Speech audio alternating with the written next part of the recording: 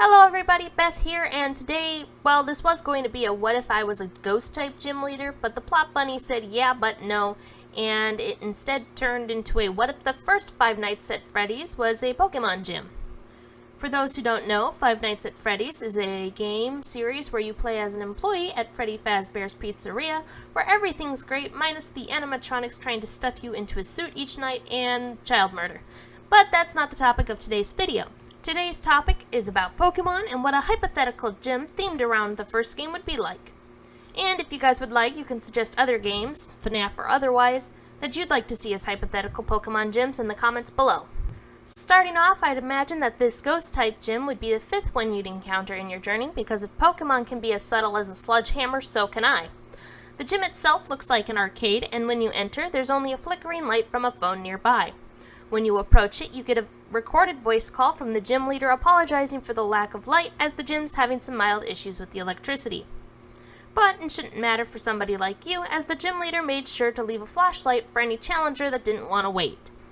The gym leader explains that you just have to make your way to the main office and then you'll be able to challenge the leader for the badge.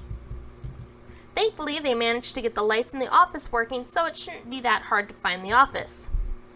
However, the gym leader does mention that with the fact the building is closed due to the power trouble, the four performers are getting a tad antsy, so if they happen to catch you, you better be prepared for a battle.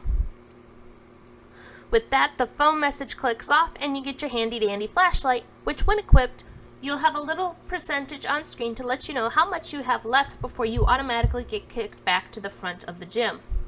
Now, if it isn't clear, the trainers that would normally be in a Pokemon gym are the four animatronics, and they're looking around with their own flashlights trying to satisfy their boredom while the leader fights with fuses. Should you accidentally enter their line of sight, you'll be forced to partake in a battle.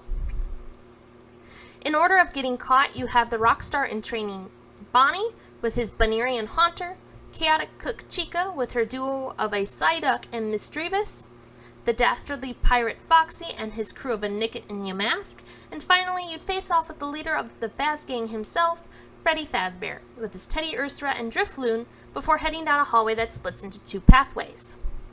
Now, both pathways have lights illuminating from both the left and right, so it's up to you which path to take first.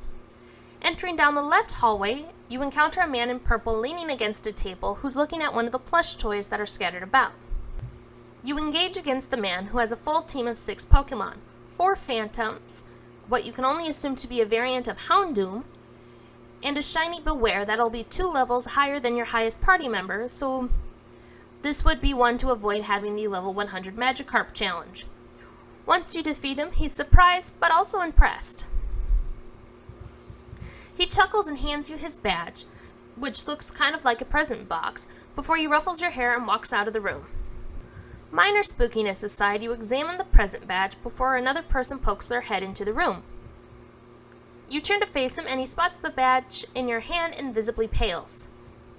You ask him what's wrong and he admittedly panics, stepping back and waving his hands as he tries to wave the situation away.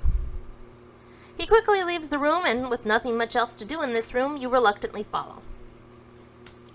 Once you catch up to him, you find yourself at the main office where the gym leader is ready for a battle.